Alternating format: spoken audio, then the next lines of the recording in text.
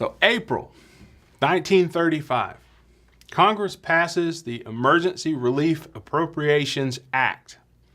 This act will create any number of programs that are designed specifically for relief and for public works projects, direct relief to the American people. One of the most important of these programs will be the Works Progress Administration, the WPA, which is one of the best known programs to come out of the New Deal. 1935, remember, smack in the middle of the 30s. The WPA will employ over 8.5 million people. Those workers will undertake 1.4 million projects,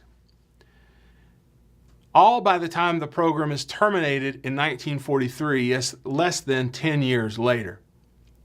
To give you just a sense of what's done under the WPA, let me suggest a few statistics here.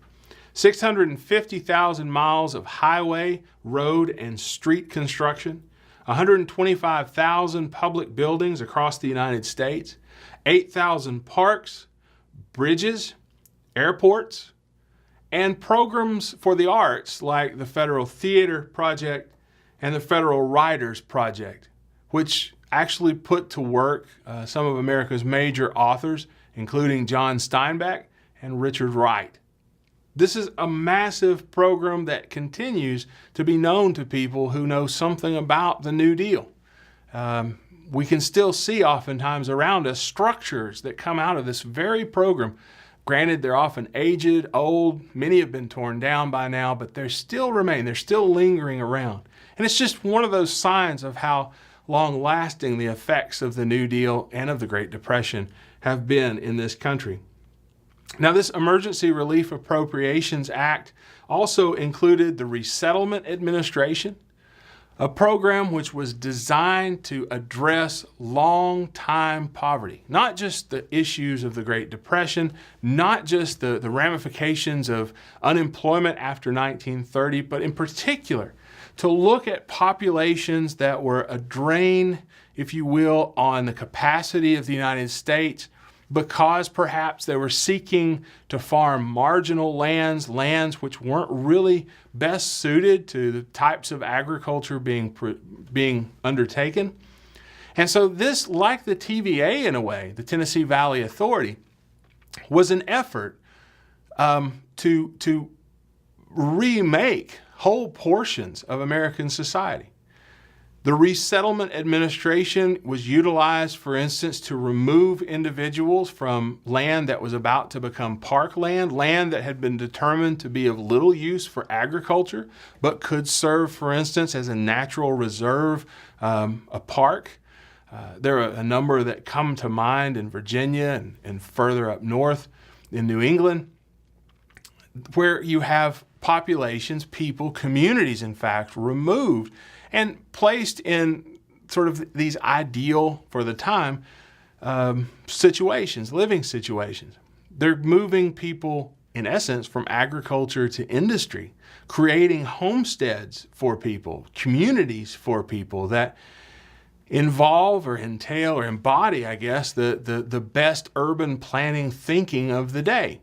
And of course, you can question whether government ought to have a right to remove people from their land and livelihood, but that's what's going on in the 1930s. I mean, you're talking about really restructuring society for whole groups of people. We also have rural electrification, which is included under this relief program. And another important program really is the National Youth Administration. One more way that government would seek to deal with long-term problems or issues, for instance, the problem of juvenile delinquency and education in this country. And one of the figures who is, in my mind, most associated with the National Youth Administration is none other than Lyndon Baines Johnson. In his early years, he actually, in Texas, he actually taught for the NYA, the National Youth Administration, and he taught young Hispanic children. And it's one of those events in his life that would stay with him really through his presidency and arguably affect the way he approached government and approached his own relationship with the American people. Now, think about this. 1935, here we are talking about relief. Almost a new wave of relief. Not the first 100 days. This is the mid-1930s. And if you ask yourself why, I think one of the answers here has to be Roosevelt the politician. I mean, what he's doing, after all, is responding to those voices of criticism that have emerged in the 1930s, especially those here who are arguing that Roosevelt simply isn't doing enough. He's not using government sufficiently.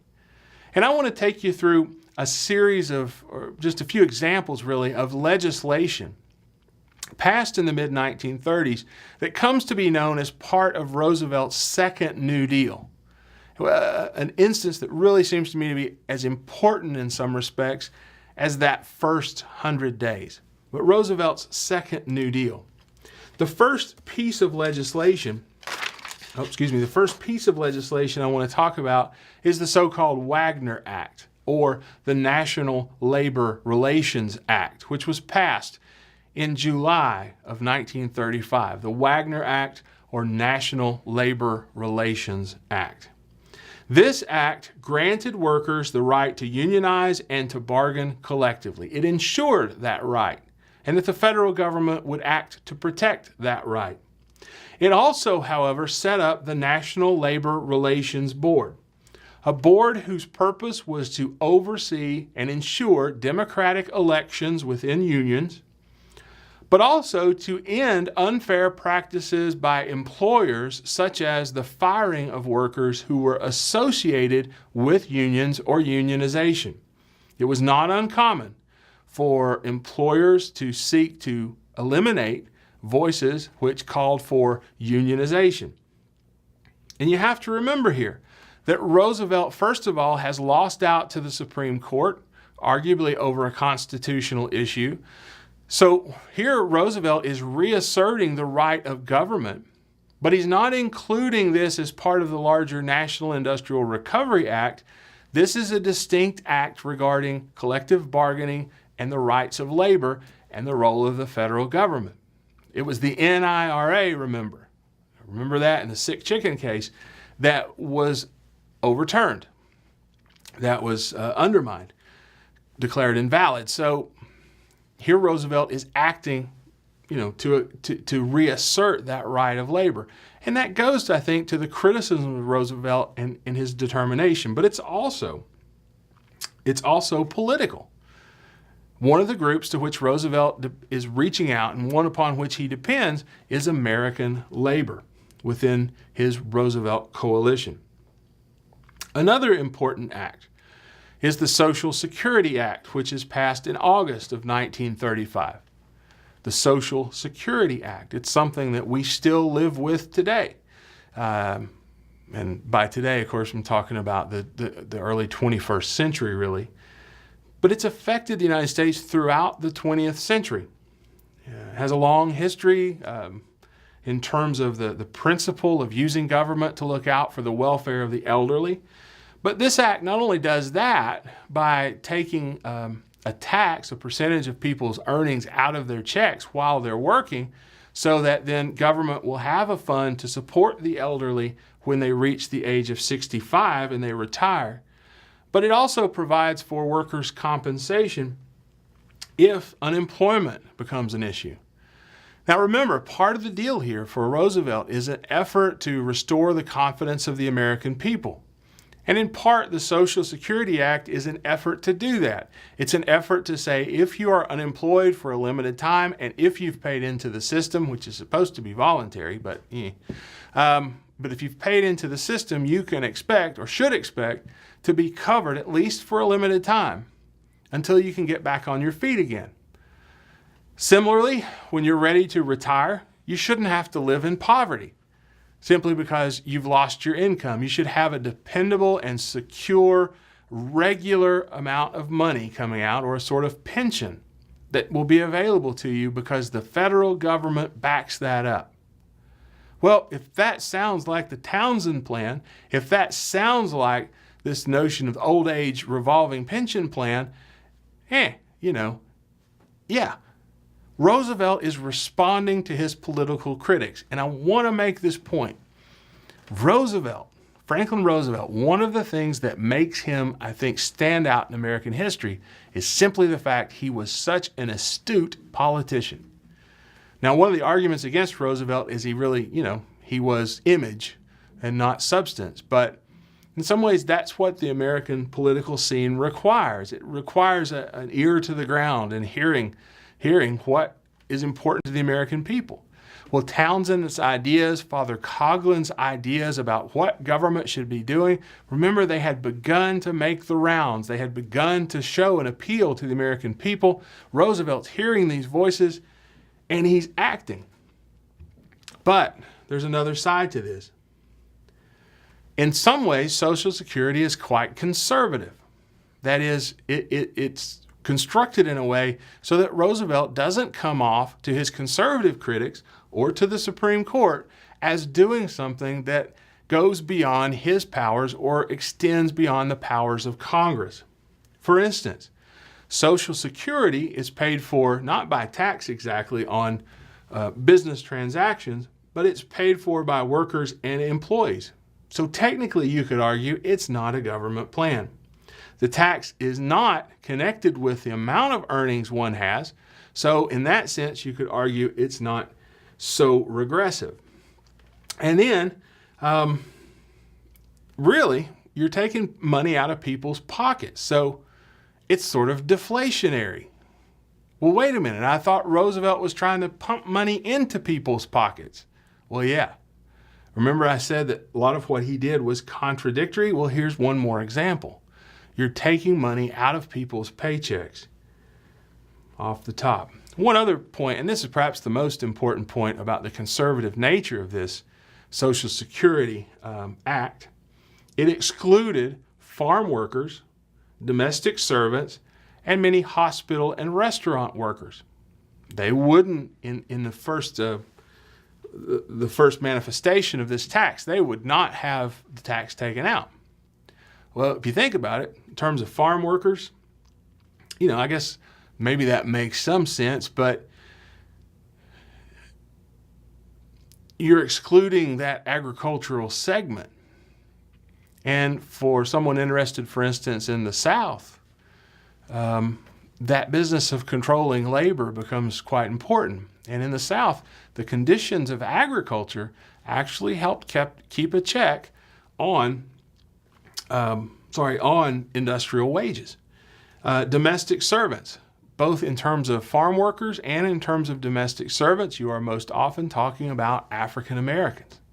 Just one more instance at which it becomes apparent that race is not something that Roosevelt's overly concerned with. And he's willing to exclude those individuals whose participation in this program might alienate, for instance, Southern conservative Democrats.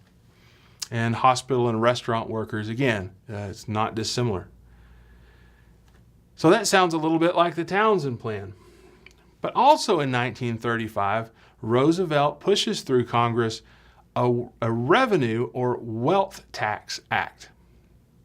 And just listen to this one, and you kind of hear Huey Long, the ghost of Huey Long, in this puppy. First of all, this act would increase the tax paid by the wealthy. It would also include a tax on what were considered excessive profits, increase inheritance taxes, and large gift taxes. Also, taxes on capital gains that come from the sale of property, for instance, or profits from the sale of property. Let's leave it at that. Again, does that sound a bit like Huey Long? Well, certainly on the tax side it does. Certainly on the revenue side it does. But let me suggest there's, again, a sort of conservative element here. One of the complaints against Roosevelt was that he was too concerned with balancing the budget, that he wasn't willing to spend enough over government revenues and go into deficit spending to actually make any great headway against the Great Depression. Roosevelt, he's a mixed character. He's a chameleon-like political character in some ways. Because, as becomes clear a little bit later, in 1936 and into 37, Roosevelt seems as dedicated as anyone to the idea that whenever possible, the United States should return to balanced budgets, that the United States should seek to live within its means. Here, with this Revenue Wealth Tax Act, while it is an appeal perhaps to Huey Long's supporters and the Share Our Wealth societies and those who would sympathize with those societies, understand that Roosevelt is seeking to raise revenue to help balance the government budget. That's kind of a conservative end. Now, at the same time, going back to the Emergency Relief Appropriations Act, Roosevelt is also transferring much of the revenue raised into direct public works programs for the American people. That kind of reeks of Huey Long as well. It's a mixed bag. There's no way around it. But I want to leave you with at least the argument, whether you agree or disagree, that Roosevelt, the astute politician, by the mid-1930s, has seen the criticism, has listened to the American people, and his response is a series of laws which make up what we call the Second New Deal, which in some ways seek to appeal to those who would say he'd not gone far enough, and to those who said that Roosevelt and his New Deal had gone too far. It just goes to show, I think, the politician that Franklin Roosevelt was. We'll pick up in the next segment with the election of 1936 very briefly and round out then, hopefully, this lecture on the Second New Deal.